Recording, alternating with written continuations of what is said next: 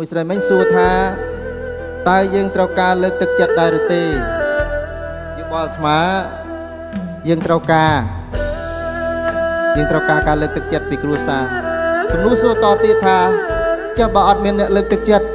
យើងត្រូវការដែរឬទេថាបើអត់ទេមិនបាច់ទេអ្នកខ្លះកើតមកមានគ្រួសារអោបក្រសោបម្ដាយឪពុកវឲ្យកូនទទួលទានអាហារ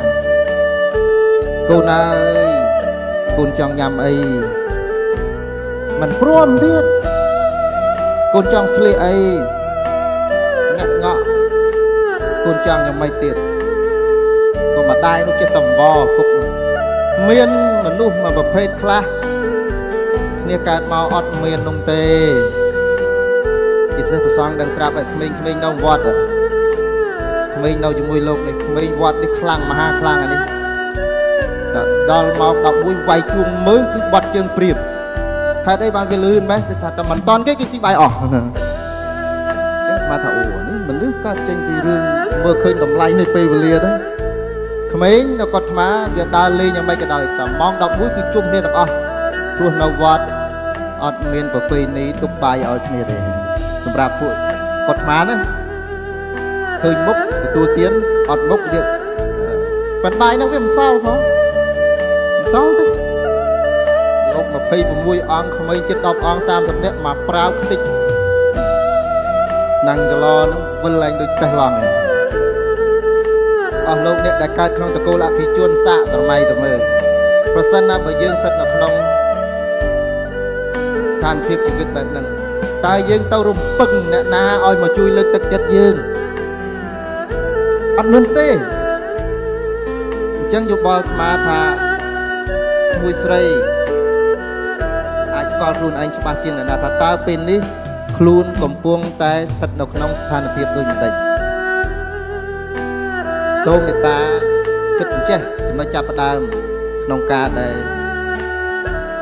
ការជួយលើកទឹកចិត្តសូមបីតែស្រមោលរបស់យើងក៏ចាក់ចេញពីយើងដែរ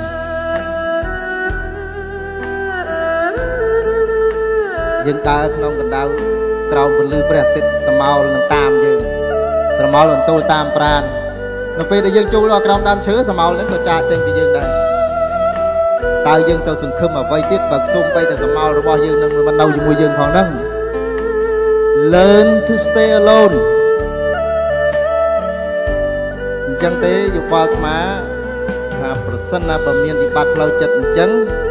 ដំបូងចាប់ផ្ដើមមើលខ្លួនឯងថាខ្លួនឯងលំបាកចិត្តពីអីយើងដឹង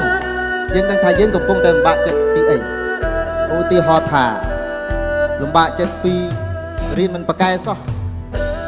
អ្នកខ្លះខូចចិត្តដែរលំបាកចិត្តដែរអន់ចិត្តខ្មាស់មិត្តភ័ក្តិអីចឹងនឹងដើមចមនៃការខូចចិត្តគឺមកពីរៀនមិនប្រកែអញ្ចឹងវិធីសាស្ត្រព្យាបាលនៃការខូចចិត្តហ្នឹងទៅធ្វើម៉េចប្រឹងរៀនមិនចឹងតែគ្រួសារទាំងមូលមិនពោលសរសើរខ្ញុំសោះយើងធ្វើម៉េចបើសមាជិកគ្រួសារយើងនឹងជួនកាលកើតទុកខ្លាំងជាងយើងផងនោះអញ្ចឹងត្រូវទទួលស្គាល់កន្លែងហ្នឹង